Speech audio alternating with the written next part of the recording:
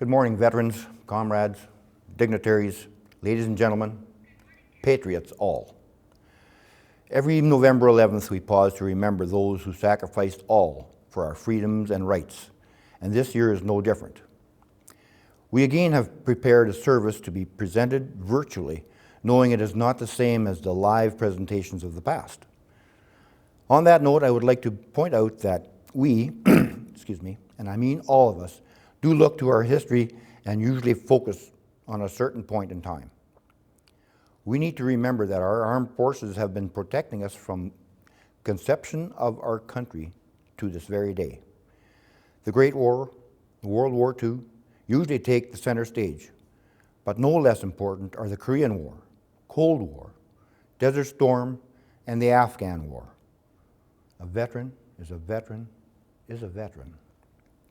There are many cenotaphs across Canada that have many names inscribed on them, and the vast majority are from World War II.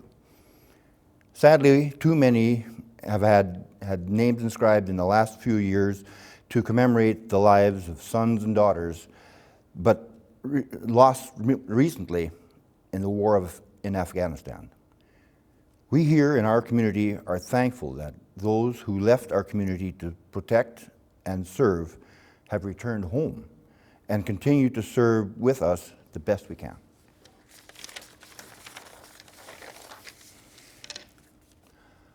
Our local cenotaph has 8 names inscribed, which I think is a blessing because hundreds more at that time returned home.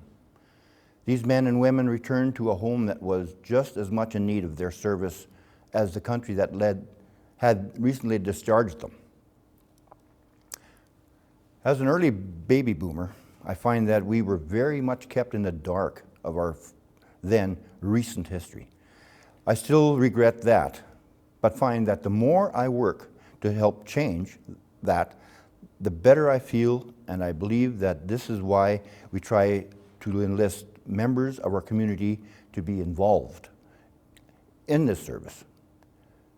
Some have a history with the military, but most of us are civilians who care and work hard to ensure that those parts of our history will not be forgotten. I am impressed by the number of young people who are so willing to be a part of this annual service. This is an attitude that is required to keep not only our history alive, but ensure that we learn from the past and do our best to protect us all. Lord willing, we will not have to send our sons and daughters into harm's way. But if we do, they must know that their service will not be taken lightly. Thank you very much. Enjoy the service today.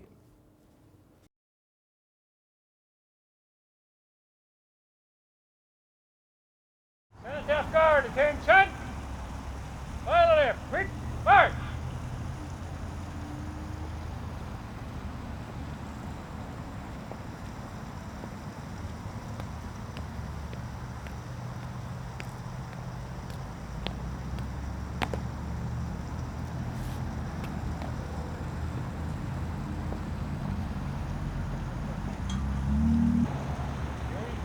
File left, quick, march!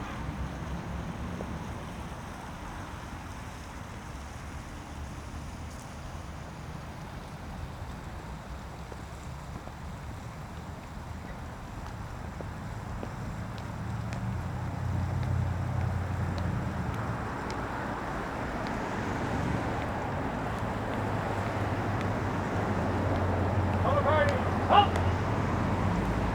Positive color!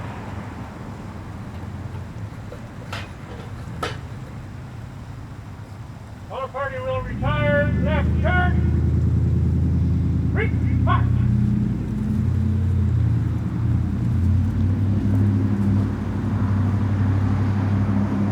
Color party, halt!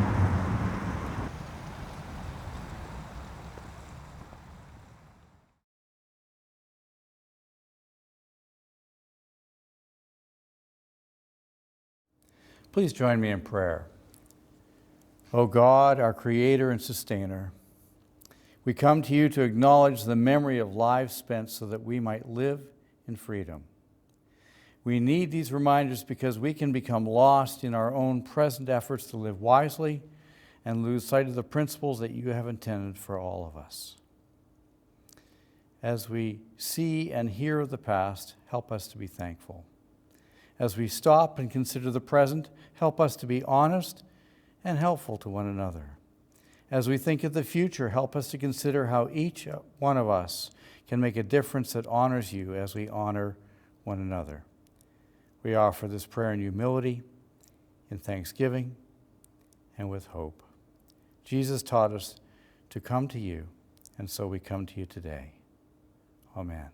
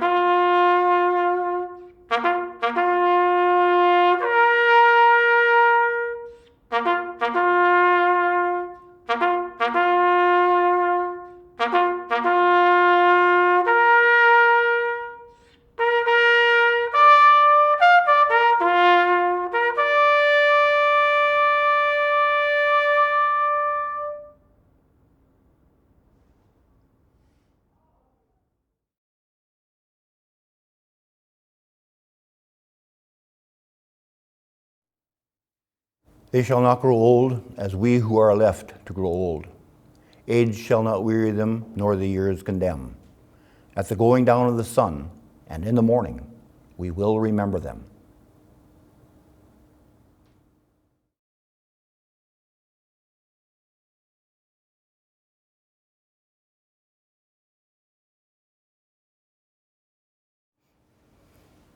In Flanders Fields by John McCrae. In Flanders Fields the poppies blow, between the crosses row on row, that mark our place, and in the sky the larks still bravely singing fly, scarce heard amid the guns below. We are the dead, short days ago we lived, felt dawn, saw sunsets glow, loved and were loved, and now we lie in Flanders Fields. Take up our quarrel with the foe. To you from failing hands we throw. The torch be yours to hold it high. If ye break faith with us who die, we shall not sleep, though poppies grow in Flanders Fields.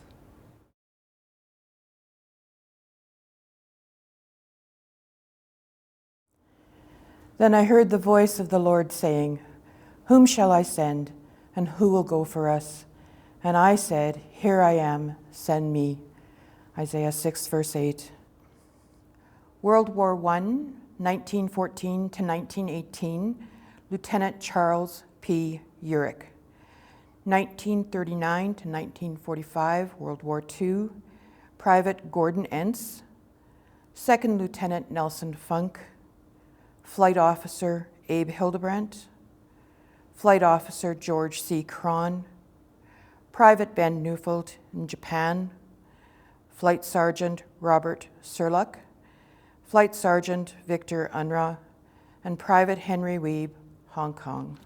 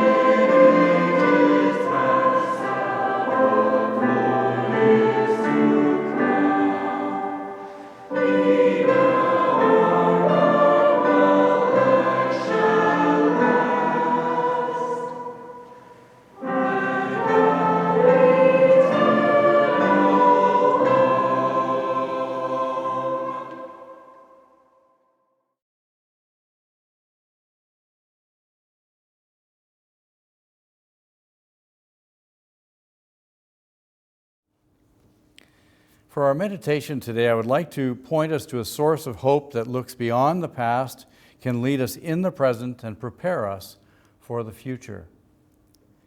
I have in my collection of books the New Testament, which was given to a soldier during the First World War. I cannot tell you what his name was. It doesn't seem to be clearly present in this New Testament. But the New Testament was printed in 1916 and has a sticker in it that it was presented to Canadian soldiers of the War of 1914. In the back pages, there is a 3-page handwritten note dated December 23, 1918. The soldier was in Italy at Mount Vesuvius. Now, these New Testaments were given to the soldiers in a time when there was a great darkness in the world of that day. Canada had a population of just under 8 million people in 1914. Approximately 7% of the total population of Canada was in uniform at some point during the war. And hundreds of thousands of additional Canadians worked on the home front in support of the war. The War Museum of Canada reports that during the First World War, nearly 620,000 Canadians enlisted in the Canadian Expeditionary Forces, of which 61,000 died, and another 172,000 were wounded. In World War II, Canada had a population of 11,267,000. Of those who served from Canada in that war, 45,000 of them died. There have been other conflicts since, and there are representatives participating today who have served and do serve our country in roles of protection and security. War is not a solution. It is a response to a situation that is out of order. There were dark times, and the people responded. And when the Great War ended, they hoped it would never happen again. On November 11, 1919, a gathering at Buckingham Palace marked the first observance of this day. But it did happen again, beginning again in 1939. And even after that was formally concluded, conflicts have been part of the regular news of our world. I'm sure that we would all agree that we have a continuing need for peace. You can read or listen to the world news and listen to our local news, and you will agree that we have a need for peace. Peace in our hearts, so that it can also be passed on from our hearts to the community and to the world around us. And for those of us who know of the Bible and seek to understand it, we read there that God is the source of all peace. God does not impose His peace upon us. He does invite us to seek Him and to discover the peace that He has made available to us. For peace to be within us, it has to be rooted in the one who is bigger than we are. And you know, in the Remembrance Day service, the hymn, O God, Our Help in Ages Past, is often sung. Isaac Watts wrote this song as a musical paraphrase of Psalm 90. The psalmist wrote in Psalm 90, verses 1 and 2, Lord, you have been our dwelling place throughout all generations, before the mountains were born, or you brought forth the whole world. From everlasting to everlasting, you are God. The writer also recognized our ongoing need for peace in the time God gives us to live on this earth. And in verse 12, he wrote this prayer, teach us to number our days that we may gain a heart of wisdom. Now, what verse 12 means for us is that we need to be seeking to learn how to be a people of peace, eager to learn from the past and willing to seek to act wisely in each day with God's help. Being like the little train that could, I think I can, will not offer us a lasting peace to others. We need God's help to become a people of peace in a world of distress and unrest. Jesus said to his disciples, peace I leave with you, my peace I give you. I do not give to you as the world gives. Do not let your hearts be troubled, and do not be afraid. God is the source of our hope and our help in the present needs and as we look to the future. Let's talk about the fact that we have a daily role and responsibility for peace. Peace in our personal relationships, peace at home, peace where we work and in our neighborhood, peace in our larger community and region. Dr. Paul Tournier wrote, "It is impossible to overemphasize the immense need humans have to be really listened to be taken seriously, to be understood. No one can develop freely in this world and find a full life without feeling understood by at least one other person." And then he continued, "Listen to the conversations of our world between nations as well as those between couples. They are, for the most part, dialogues of the deaf." The words we say, the way we say them, the ways we hear them and choose to respond, when we listen carefully and respond wisely, we are taking stepping stones to being builders of peace and restoring hope. Even actions of kindness without words spoken can communicate a sense of acceptance and security which we all need. Our intentional remembrance of the human cost of the past conflicts in our world should be a reminder of the need to be part of the solution in the present. In Romans 12, verses 17 and 18, we read this: "Do not repay anyone evil for evil. Be careful to do what is right in the eyes of everyone. If it is possible, as far as it depends on you, live at peace with everyone." In the poem For the Fallen, written by Lawrence Binion, there is a verse that we usually hear at these events. It says, "They shall not grow old as we that are left grow old. Age shall not weary them, nor the years condemn. At the going down of the sun and in the morning, we will remember them." So today we are reminded to remember the men and women of the past for what they have done for us, and to acknowledge those who presently serve for our protection and our well-being. Thank you for your service. The final question we all need to answer is, how will you and I make the difference where we live today?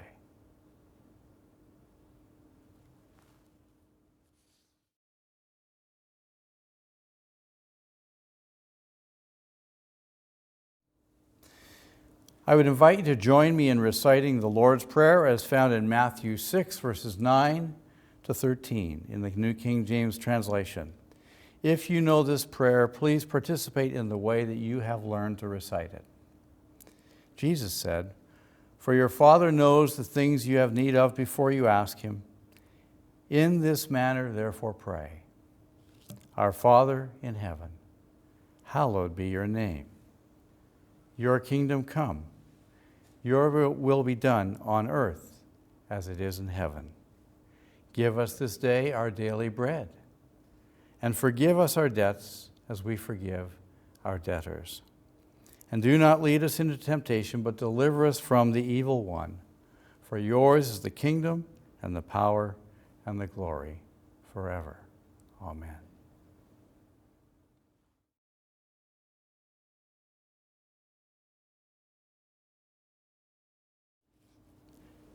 Now, as a closing expression, as we prepare to conclude, may the strength of God sustain us. May the power of God preserve us. May the hands of God protect us. May the way of God direct us. May the love of God go with us this day and forever. Amen.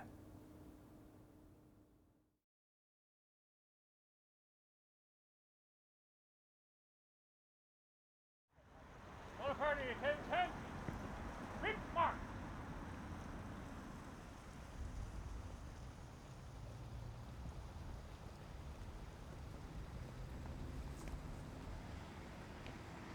All party, help. Green color.